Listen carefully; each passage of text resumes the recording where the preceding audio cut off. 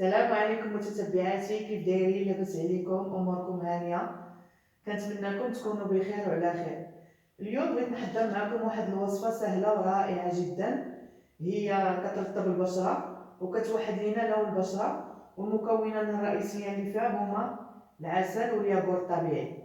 ودابا نعطيكم متتبعاتي فوائد الياغورت الطبيعي. كما كتعرفوا فهو كيخلصنا من الجلد الميت وكيرطب لينا البشره، وهو مقشر في البشرة.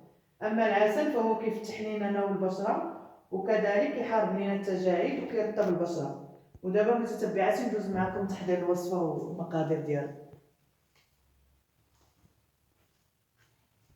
بسم الله على بركة الله. نبدا معكم. عندنا هنايا ياغورت طبيعي والعسل. غناخدها متتبعاتي معلقة عامرة ديال الياغورت الطبيعي. بسم الله. هيا نضيف شوية. وصفة سهلة ومناسبة لجميع السيدات. صافي ونضيف عليها معلقة ديال العسل.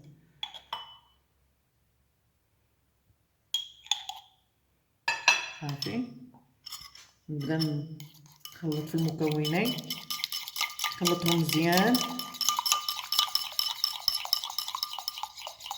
راه زوينه هاد الوصفه وكتبيض البشره وكترطبها لينا وكتعطيها واحد النضاره. متتبعاتي غير جربوه.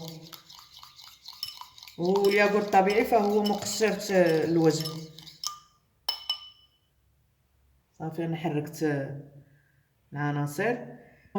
استعملوها المتتبعات. البشره ديالكم تكون اكيد نقيه اولا دايرين واحد المقشر ومنظفين الوجه ديالكم مزيان ومنشفينه، عاد ديروا الوصفه واستعملوها 2 مرات في الاسبوع وطبقوها حتى العنق ديالكم.